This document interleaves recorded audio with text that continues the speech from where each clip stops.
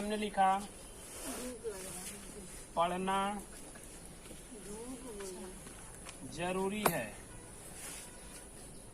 क्या लिखा? पढ़ना जरूरी है।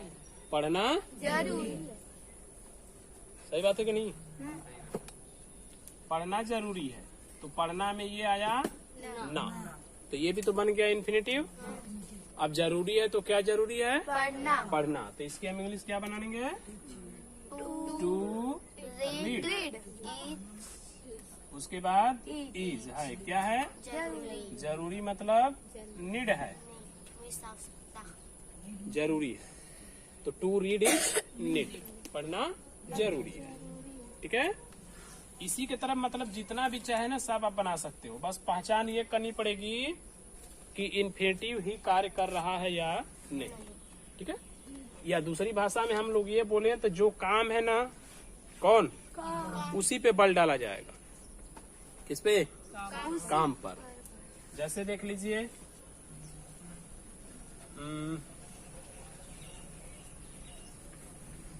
मान लीजिए लिख दिया खाना ही जीना है। क्या लिखा? खाना ही। खाना ही जीना है मतलब नहीं खाएंगे तो मर जाएंगे और खाएंगे तो जिएंगे। तो देखिए, एक होता है जीना, तो जीना भी काम है और खाना भी काम है। खाना जिसको खाना का तो भोजन होता है, वास्तव में क्या होता है? लेकिन यहाँ पे हम किसकी बात कर रहे हैं? खाना की, मतलब जो खाने की क्रिया होती है ना, उसकी बात हो रही है। तो खाना हो गया हमारा काम और ये जीना भी हो गया काम।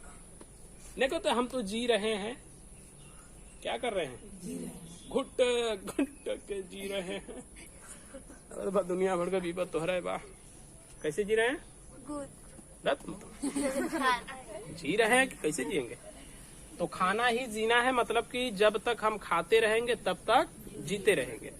अब इसमें अगर हम ध्यान देंगे तो यहाँ पर एक हो गया खाना, ये भी काम है, और यहाँ पर है जीना, ये भी काम। यहाँ पे कितने इन्फिनिटी हो गए? दो इन्फिनिटी हो गए। तो सबसे पहले हम बना के इसको लेंगे खाना। खाना का क्या लिखेंगे? To eat. उसके बाद इज यानी है। अब क्या है? जीना। जीने की इंग्लिश क्या होती है? लिव। लिव मतलब रहना। क्या? तो रहने का ही मतलब है ना जीना, तो उसमें भी ना है, तो फिर लिखेंगे to live. To eat is to live, खाना ही जीना है। ठीक है। अब जैसे देखिए आगे, मान लीजिए आप लिख देते हैं जैसे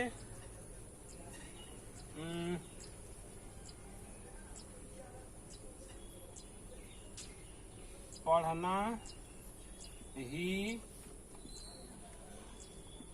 समझना है। क्या? पढ़ना ही पढ़ना ही समझना है। तो पढ़ना तो काम हो जाता है, हाँ। और समझना क्या हो जाता है? काम हो जाता है। दो इन्फिनिटिव यहाँ पे रेडी है। पढ़ना समझना, कितने इन्फिनिटिव? दो इन्फिनिटिव। अब इसको देखिए कैसे बना लेंगे। पढ़ना, पढ़ने का क्या लिखेंगे? To read is to. समझने का अंडरस्टैंड, क्या लिखेंगे? To read is to understand. पढ़ना ही समझना है या समझना होता है। होता है देगा तो भी कोई दिक्कत नहीं है। ठीक है। जैसे देखिए, अगर हमने लिखा चाय पीना उचित है। क्या लिखा? चाय पीना उचित। चाय पीना उचित। उचित है। देखिए लास्ट में लिखा उचित है। तो मतलब किसको बता दिया? इंडिफिनिट को बता दिया। लेकिन उन सब टेंसों में उसी शर्त पर हम जाते हैं जब ये कार्य होता है। मतलब क्रिया होती है। जैसे खाता पीता सोता गाता जागता उठता बैठता, ये सब क्रियाएं है ना।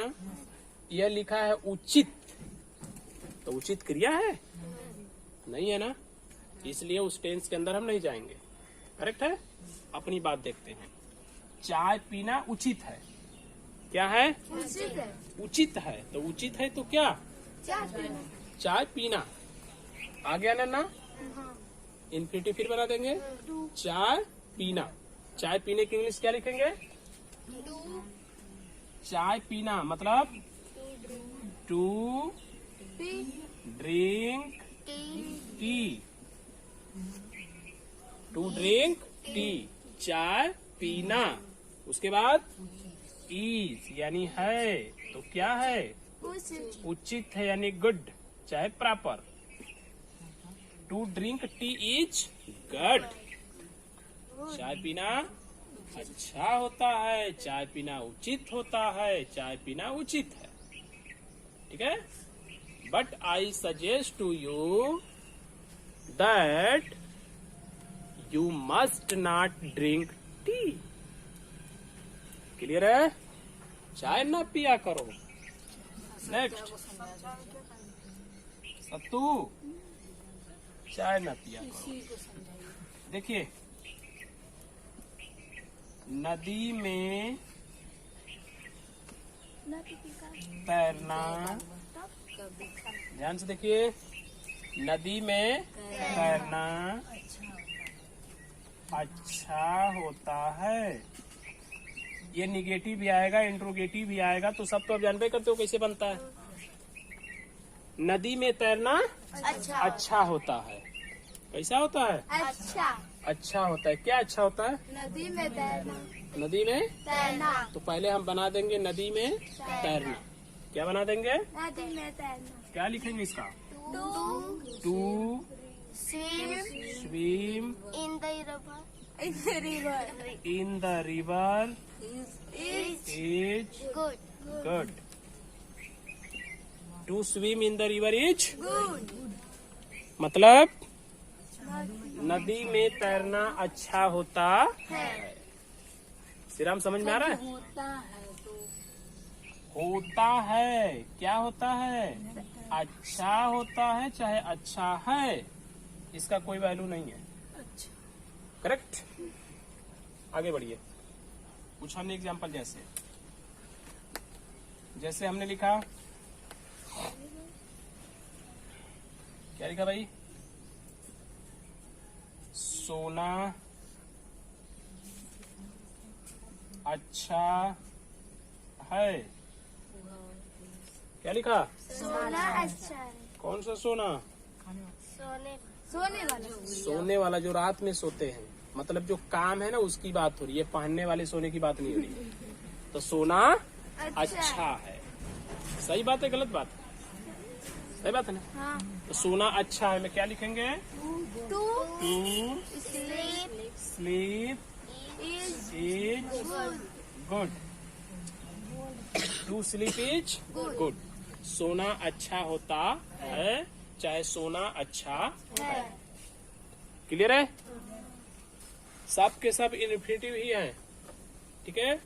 और अगर सब में उठा के आप देखोगे तो जो